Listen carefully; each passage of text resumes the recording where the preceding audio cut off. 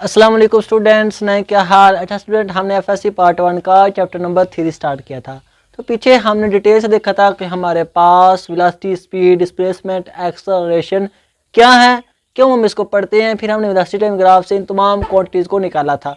फिर हमने न्यूटन के लॉज को स्टडी किया और उनके रिलेटेड तमाम एमसीक्यूज और न्यूमेरिकल को भी डिटेल से देखा था, जो कि हमारे पास ई कैट और एम कैट के लिए इंपॉर्टेंट थे। फिर हमने मोमेंटम देखा कि हमारे पास असल में मोमेंटम क्या है, इसकी फिजिक्स असल में हमारे पास है क्या, क्यों हम उसको फिजिक्स में पढ़ते हैं, क्या वजह थी कि हमारे पास वो हमेशा एम वी ही होता है, क्या वजह थी कि हमारे पास किनेटिक एनर्जी भी थी तो थी ना हमारे पास 1/2 mv स्क्वायर, उसमें भी मास और वेलोसिटी था। तो फिर क्वांटम हमारे पास मोमेंटम ही क्यों आया, हमारे पास किनेटिक एनर्जी से हम काम ले लेते क्योंकि उधर भी हमारे पास मास वेलोसिटी था। तो फिर मोमेंटम ही क्यों आया, अलहदा हमने क्यों एक नई क्वांटिटी को फिजिक्स में लाया। ये हमने तमाम बातें एग्जाम्पल के हिसाब से डिटेल से देखी थी। तो आज हम उसी मोमेंटम और न्यूटन के सेकंड लॉ को देखेंगे कि न्यूटन का सेकंड लॉ असल में है क्या।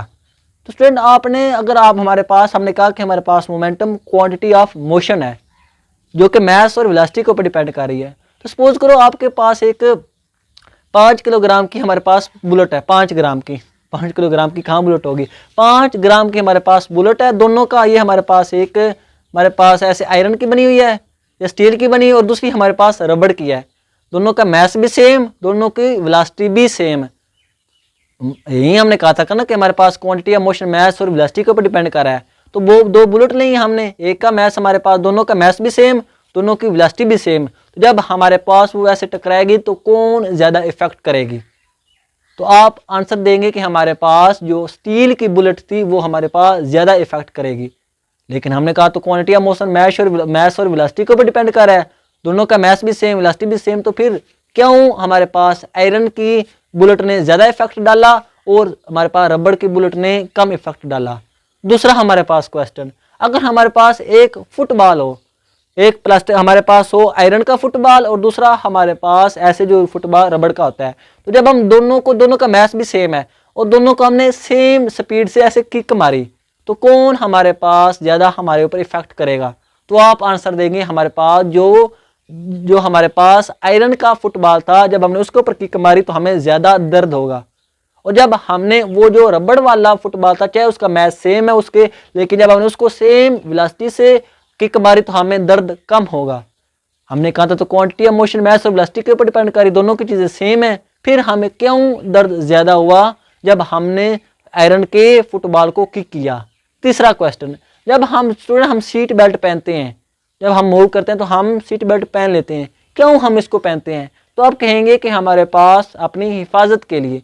लेकिन स्टूडेंट ठीक है, इस हमारे पास अपनी हिफाजत के पीछे क्या फिजिक्स है, क्यों हम सीट बेल्ट पहनते हैं। इन तमाम क्वेश्चन के आंसर इंशाल्लाह आपको लास्ट में मिल जाएंगे जब हम न्यूटन का सेकंड लॉ और मोमेंटम को आपस में देखेंगे, इनको रिलेट करेंगे कि हमारे पास क्यों, हमारे पास जो आयरन वाली हमारे पास बुलेट थी या स्टील वाली उसने ज़्यादा इफेक्ट डाला, क्यों आयरन वाले फुटबॉल में हमें ज़्यादा दर्द हुई, क्यों हम सीट बेल्ट को पहनते हैं। ये हमारे पास जो ऑल क्वेश्चन है, इनके पीछे जो फिजिक्स छुपी हुई है उसको हमारे पास हम देखेंगे और इंशाल्लाह ऑल क्वेश्चन का आंसर आपको मिल जाएगा। तो मेरा नाम जाहिद इमरान और आपका ये चैनल फिजिक्स एकेडमी। तो चलें स्टार्ट करते हैं। सबसे पहले हम देखते हैं मोमेंटम और न्यूटन का जो दूसरा लॉ था वो असल में क्या हमारे पास उनमें रिलेशन था। तो स्टूडेंट, हमारे पास जो न्यूटन का दूसरा लॉ ये था, ये वाला था ना न्यूटन का दूसरा लॉ, ये असल में हमारे पास न्यूटन ने इसको ऐसे लिखा था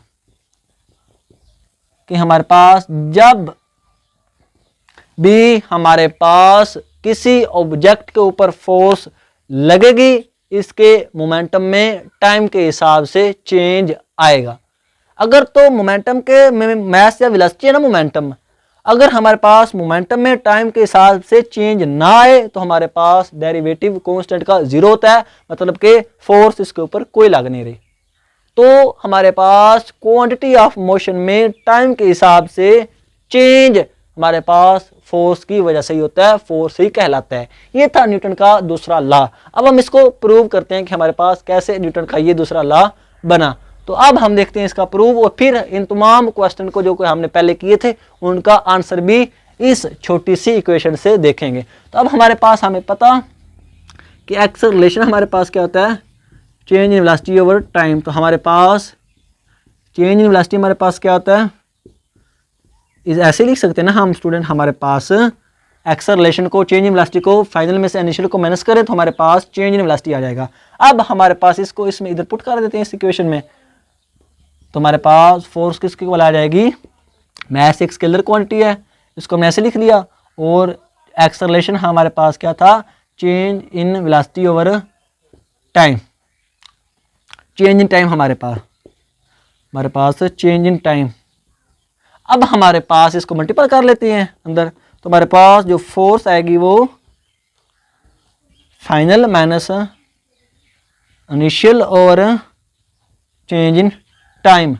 अब हमें पता कि एम और वी किसके इक्वल होते हैं, मोमेंटम के। हमने पीछे लेक्चर में डिटेल से देखा था एम वी मोमेंटम के इक्वल होते हैं। तो अब हमारे पास ये भी मोमेंटम, ये भी मोमेंटम, लेकिन ये फाइनल बॉडी का मोमेंटम और ये हमारे पास जब वो स्टार्ट होने लगी उस वक्त का जो मोमेंटम था ये, और साथ में चेंज इन टाइम। तो हमें पता कि final momentum minus initial momentum किसके इक्वल होता है, चेंज इन मोमेंटम के। तो हमारे पास ये change in momentum over change in time, और जब टाइम बहुत कम हो तो उस वक्त हम इसको लिख सकते हैं, हमारे पास फोर्स डी,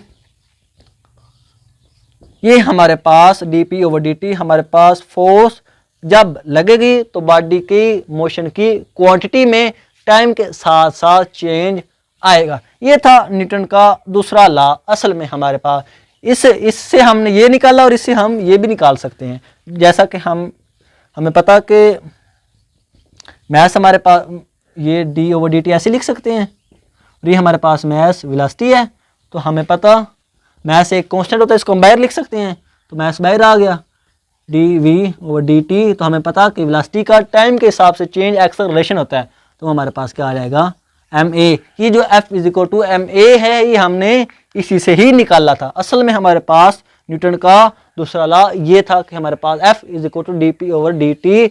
जब हमारे पास फोर्स लगेगी तो बॉडी की क्वांटिटी में टाइम इधर इंपॉर्टेंट चीज है, टाइम के साथ साथ चेंज आएगा। जितना टाइम ज्यादा उतनी फोर्स कम, जितना टाइम कम उतनी फोर्स ज्यादा। ये था न्यूटन का दूसरा लॉ। और हमारे पास जो था मोमेंटम। अब देखते हैं कि हमारे जो पहले सारे क्वेश्चन किए थे स्टूडेंट, हमने जो वो कहा था कि हमारे पास बुलेट स्टील वाली क्यों इफेक्ट डालती है, उसके बाद हमारे पास जो स्टील वाला आयरन वाला होता है फुटबॉल वो क्यों इफेक्ट डालता है, और फिर हम सीट बेल्ट को आखिर में पहनते ही क्यों हैं। तो अब हम देखते हैं पहले क्वेश्चन को कि जब हमारे पास दोनों बुलेट सेम है, दोनों का मैस सेम है, दोनों की वेलोसिटी सेम है, लेकिन इफेक्ट किसने डाला, हमारे पास स्टील की बुलेट ने। क्यों, क्योंकि जब हमारे पास वो ऐसे लगी तो हमारे पास क्या हुआ, जो स्टील की हमारे पास बुलेट थी वो फौरन ऐसे इफेक्ट डाल गई, लेकिन जो रबड़ की हमारे पास बुलेट थी वो हमारे पास ऐसे उसके अंदर घुस गई। स्टील की तो नहीं ना घुसेगी, वो तो फौरन ऐसे इफेक्ट फौरन डाल देगी, लेकिन स्टील की हमारे पास ऐसे कंप्रेस हो जाएगी। जो हमारे पास जो रबड़ की बुलेट है, स्टील की तो ऐसे की ऐसी रहेगी ना, जब वो इधर लगी उसने इफेक्ट डाल दिया। जो हमारे पास रबड़ की बुलेट होगी वो हमारे पास ऐसे कंप्रेस हो जाएगी, कंप्रेस होने से उसका क्या होगा, टाइम बढ़ जाएगा। ये था हमारे पास, चाहे मैथ और वेलोसिटी दोनों की सेम थी, लेकिन रबड़ वाली जो बुलेट थी वो कंप्रेस होने से उसका टाइम इफेक्ट डालने में बढ़ गया। जब हमारे पास टाइम बढ़ गया तो उस वक्त हमें फोर्स कम लगेगी, हमारे पास रबड़ वाली जो बुलेट होगी वो कम इफेक्ट डालेगी, कम हमारे पास अपना असर रखेगी। ये था पहला क्वेश्चन। अब दूसरा था हमारे पास जब दोनों फुटबॉल, एक हमारे पास आयरन का था, एक हमारे पास रबड़ का था, तो हमने दोनों को सेम वेलोसिटी से किक किया। तो जब हमने सेम वेलोसिटी से किक किया, तो जब हमने आयरन को किक किया तो उस वक्त फौरन उसने इफेक्ट डाला, बहुत कम टाइम लगा। लेकिन जब हमने जो वो रबड़ वाला था उसको जब हमने ऐसे पाँव के हिसाब से हमने किक किया तो वो वाला आगे कंप्रेस हो गया, ऐसे वो हमारे पास ऐसे कंप्रेस हो जाएगा स्टूडेंट। वो ऐसे हमारे पास ऐसे, ये हमने किक मारी वो ऐसे अंदर की तरफ चला जाएगा, तो वो कंप्रेस हो गया। जब कंप्रेस हुआ तो हमारे पास ये भी पाँव भी उसके साथ साथ चला जाएगा, और टाइम हमारे पास इसमें भी बढ़ जाएगा। टाइम क्या स्टूडेंट हमारे पास बढ़ जाएगा। तो तो जब टाइम बढ़ेगा तो हमें कम इफेक्ट होगा, कम फोर्स हमारे ऊपर लगेगी।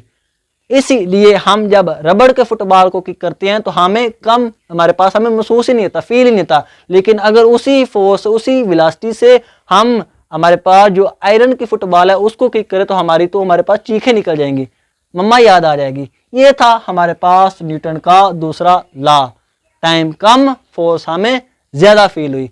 और लास्ट में हम देखते हैं कि हमें जो हमारे पास हम पहनते हैं जो सीट बेल्ट, क्यों हम पहनते हैं? तो हम अपनी सेफ्टी के लिए पहनते हैं। अब उस सेफ्टी के पीछे असल फिजिक्स क्या है स्टूडेंट? क्योंकि जब हम सीट बेल्ट पहन लेते हैं तो सपोज करें, अल्लाह ना करे, अगर हमारा कहीं एक्सीडेंट हो जाए तो फिर क्या होता है?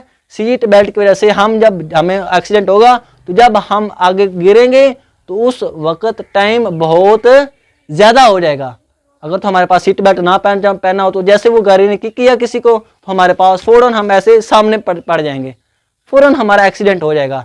फोर्स हमारे पास टाइम लगेगा ही नहीं, क्योंकि हमारे पास गाड़ी की वेलोसिटी बहुत ज़्यादा होती है। तो जितनी वो हमारे पास किक करेगी, जितनी वो ज़्यादा स्पीड से होगी, उतना हमें बहुत कम टाइम मिलेगा। हम फ़ौरन हमारे पास आगे की तरफ मूव करेंगे, हम टकरा जाएंगे किसी न किसी चीज़ से, क्योंकि टाइम बहुत हमें कम मिला और फोर्स हमें पास बहुत ज़्यादा लगी। लेकिन जब हमने सीट बेल्ट पहना तो जब हमारे पास अल्लाह ना करे एक्सीडेंट हुआ तो उस वक़्त हमारे पास बहुत टाइम बढ़ जाएगा, क्योंकि हमारे पास वो सीट बेल्ट ने हमें पीछे की तरफ धकेला हुआ है। तो अगर हम आगे की तरफ जाएंगे तो वो बहुत कम टाइम के साथ जाएंगे, बहुत ज़्यादा टाइम के साथ जाएंगे, टाइम बढ़ जाएगा। जैसे टाइम हमारे पास बढ़ा, फोर्स हमारे पास कम होगी, हमें कम नुकसान होगा। ये था हमारे पास उस सेफ्टी के पीछे फिजिक्स, क्योंकि सीट बेल्ट पहनने से हमारे पास टाइम बढ़ जाता है। तो टाइम जैसे बढ़ा, फोर्स कम होगी, और जब फोर्स कम हुई तो हमें कम नुकसान होगा। ये था हमारे पास न्यूटन का सेकंड लॉ और उसके पीछे फिजिक्स। तो आई होप आपके सारे क्वेश्चन क्लियर हो गए हैं। इंशाल्लाह मिलेंगे अगली वीडियो में। ओके, अल्लाह हाफिज़।